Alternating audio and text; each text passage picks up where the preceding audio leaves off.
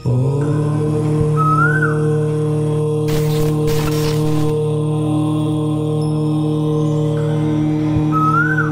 నమ శివాయ. శ్రీమాత్రే నమః.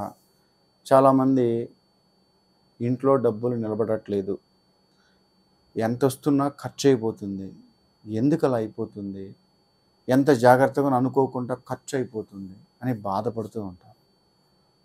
దానికి సంబంధించి నేను ఒక చిన్నపాటి మీకు రెమెడీస్ చెప్తాను, కొంచెం ఆలకించండి.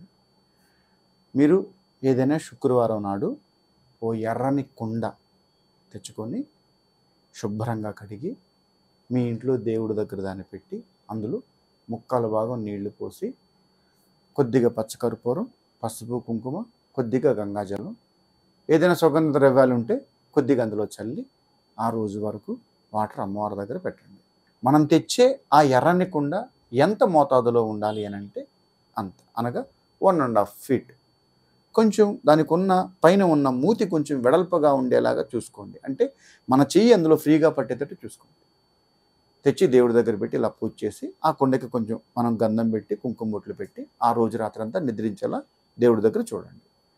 పక్క రోజు ఆ నీళ్లు తీసుకుని వెళ్ళి ఏదైనా తులసి చెట్టుకు పోసేసి మళ్ళీ ఆ కుండని శుభ్రంగా కడిగి మళ్ళీ మరోసారి దేవుడి దగ్గర చందనం పోసి ఓ చిన్న కుంకుమ బొట్టు పెట్టండి.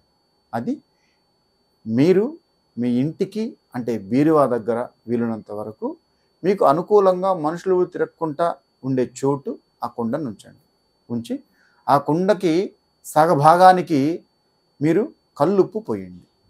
ఆ కుండ కింద అసలు పెట్టకూడదు, ఎందుకంటే కింద తమలపాకన్నా పెట్టాలి, ఓ స్టాండ్ మీద అన్నా పెట్టాలి, జాగ్రత్తగా పెట్టాలి. లేదు అంటే మీరు కొంచెం కంఫర్టబుల్గా ఉండేటి కొన్ని తయారు చేయించుకుంటారు కింద, అలాంటి దానిలో పెట్టండి. అప్పుడు మీరు ఆ కుండకి సగభాగానికి కల్లుప్పు పోయండి. కల్లుప్పు పోసి పైన ఒక ఎల్లో కలర్ క్లాత్ పైన దాని మూతి భాగాన్ని కట్టి అలా పెట్టండి.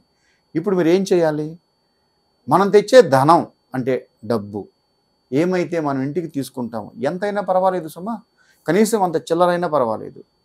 ఎందుకంటే ఎవరికైనా జీవితం ఒక మెట్టు నుంచే మొదలవుతుంది. అంతా ఇంతనే ఏమీ లేదు. 1 రూపాయిన ధనమే, 100 కోట్లైన ధనమే, దేని విలువ దాందే. అయితే మనం మన శాలరీ కావచ్చు, మన బిజినెస్ కావచ్చు, మన కష్టజీతం ఏమైనా కావచ్చు, ఇంటికి తెచ్చుకున్నది మీరు మరో ఎల్లో కలర్ క్లాత్ రెడీ చేసుకోండి, కొంచెం పెద్దదిగా ఉండేది. మనం తెచ్చే డబ్బులు ఆ ఎల్లో కలర్ క్లాత్లో పెట్టి అలా జాగ్రత్తగా మళ్ళించి, డబ్బులు ఇప్పుడు అలా మూట కట్టకూడదు, మళ్ళించి ఏ కుండలో మనం రాళ్ళ ఉప్పు పోస్తున్నామో అందులో ఆ పైన ఎల్లో కలర్ క్లాత్ ఇప్పి ఈ ఎల్లో కలర్ క్లాత్లో ఉన్న అమౌంట్ని అందులో పెట్టి పైన బట్ట కట్టేయండి. అలా 3 రోజులు అందులో పెట్టింది నిద్రించాలి, తీయకూడదు. అలా పెట్టండి.